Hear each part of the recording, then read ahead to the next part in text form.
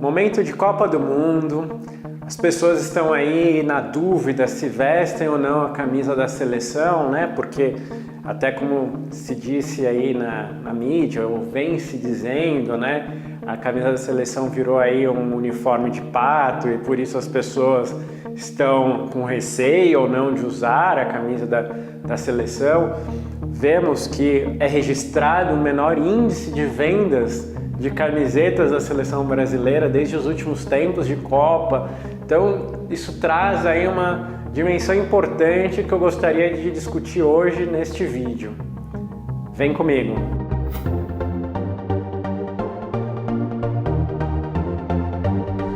Eu sou o psicólogo Ronaldo Coelho e o vídeo de hoje, a nossa conversa psi de hoje, é sobre nacionalismo e a Copa do Mundo.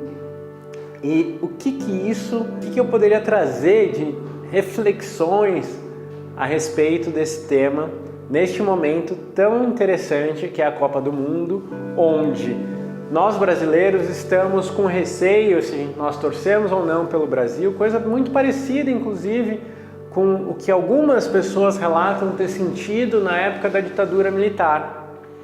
E para discutir essa questão, por isso que esse vídeo chama Nacionalismo e Copa do Mundo, né? Nós teremos que falar sobre nacionalismo. E o que é o nacionalismo? O nacionalismo significa juntar todas as pessoas em torno de uma causa comum, né? Em torno de uma causa comum para que as diferenças se apaguem. E é isso que de alguma forma se busca, por exemplo, com os esportes, né, nas Olimpíadas, na Copa do Mundo, nesses momentos, mas também em outros momentos, né? Em momentos, por exemplo, como o momento de guerra, né? A ideia de nacionalismo, ela é o que favorece, ou o que mais fortemente implica as pessoas a se envolverem numa guerra, por exemplo, pelo seu país. E todas as vezes que o nacionalismo foi evocado, nós sabemos, não sou aqui um historiador, um sociólogo, mas me coloquei a conhecer sobre isso, a prestar atenção, a conhecer o que a nossa história tem a nos contar. Nossa história conta que sempre que o nacionalismo foi evocado com essa proposta de acabar com as diferenças, somos um povo só, estamos todos lutando pelo mesmo objetivo, pelo objetivo comum, como se algo fosse acontecer para o bem de todas as pessoas. E, por exemplo, momentos de guerra mostram que a população mais pobre sempre foi impelida a lutar na guerra, a morrer na guerra, e nunca, em nenhuma guerra, todas as pessoas, elas nunca tiveram algo que fosse bom para suas vidas como efeito dessa guerra.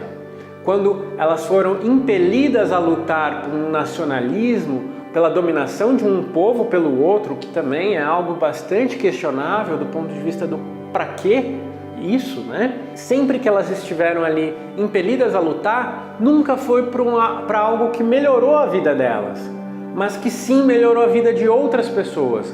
Normalmente a vida da elite, a vida de pessoas que já tinham muito dinheiro e que conseguiram, dominando o outro povo, ter mais dinheiro e mais poder, subjugando, submetendo esse outro povo, assim como submetia e continuou submetendo o próprio povo que lutou por essa elite nessa guerra. Então, por exemplo, as guerras nunca foi entre os povos, foi entre as elites, para ver quem dominava mais. Aí você vai falar, não, mas é o governo, Ronaldo, mas o governo estava a favor de quem? Qual é o resultado dessas guerras? Quem se enriqueceu com essas guerras? Quem que ganhou com isso? Essa é a pergunta histórica. E a resposta para essa pergunta histórica é que sempre que o nacionalismo foi evocado, quem ganha são as elites. Você pode me contestar, vai atrás, vai procurar saber. É isso sempre que acontece. E no nosso país, o que aconteceu recentemente é que foi evocado um nacionalismo, nas passeatas, nas manifestações, de rua que ocorreram pró-impeachment da ex-presidenta Dilma. E nesse nacionalismo evocado, o que se dizia, o que estava contido ali era: somos todos iguais, estamos todos a favor do Brasil, não temos divisão, não é uma disputa entre ricos e pobres, entre elite e classe trabalhadora, estamos todos a favor do Brasil, do que é o melhor para o Brasil. E nós vimos que isso todo era um engodo, uma falácia, mentira. Estamos percebendo hoje o que significa evocar o nacionalismo para uma manifestação, por exemplo.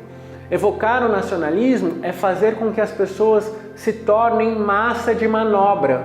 O que é massa de manobra? Quando você luta por algo que não vai te fazer bem, mas você luta por algo que vai fazer bem a outra pessoa, que é justamente, se você lutasse pelo que te fazia bem, vai fazer mal para essa outra pessoa. E aqui no nosso país nós estamos falando justamente da elite, realmente da classe que foi e que vem sendo corrupta no nosso país durante 500 anos aí de história, e essa classe que voltou a exercer o poder de uma forma muito forte, que desmontou políticas sociais e vem desmontando todo o país, que vem tirando dinheiro da educação, da saúde, que vem vendendo as nossas reservas de petróleo a preço de banana, que vem privatizando o nosso país de uma forma que só vai piorar a situação do povo. Ou seja, o povo foi chamado a ser favorável a algo que seria ruim para ele. Foi isso que o nacionalismo fez nas manifestações. E se você hoje está com receio de usar a camisa da seleção brasileira, porque isso relembra esse nacionalismo e o quanto você foi enganado, eu acho isso muito bom, porque você está começando a perceber que nacionalismo não leva ninguém a lugar nenhum.